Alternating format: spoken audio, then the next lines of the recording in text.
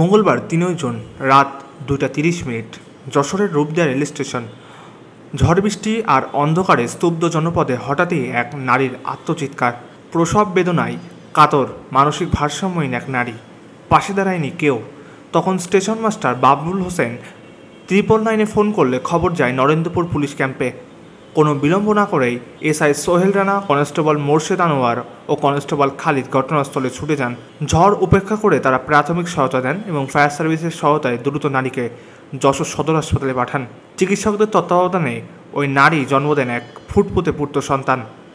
বর্তমানে মা ও শিশু দুজনে সুস্থ। স্থানীয়রা ধন্যবাদ জানিয়েছে পুলিশ সদস্যদের ও স্টেশন মাস্টার বাবুল হোসেনকে। 3 পুলিশ সদস্য বলেন, ঝড়, রাত বা ভয় কোনো কিছুই আমাদের থামাতে পারেনি। একজন মা ও সন্তানের জীবন রক্ষা করা ছিল আমাদের দায়িত্ব। এ ঘটনা প্রমাণ করে মানবিকতা এখনও বেঁচে আছে।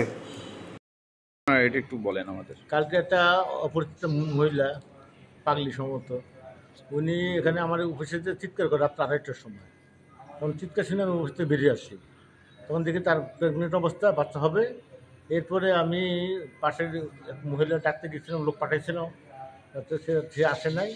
আসার পরে আমি ট্রিপল লাইনে হেল্প নিই। ওনারা নরেন্দ্রপুরের এসআই সোহেল সাহেবরে এবং তার সাথে 2টো কনস্টেবল, মোট 3 জন ওনারা আসে গাড়ি নিয়ে।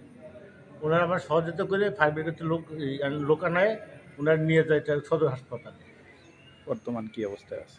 বর্তমানে শুনেছি আমি আমার আসাদ মাস্টার আছে, যশোরের মাস্টার, উনি জিয়াসুরে বলছে ওনার একটা ছেলে হয়েছে, ছেলে আর মেয়ে 2 জনে সুস্থ আছে।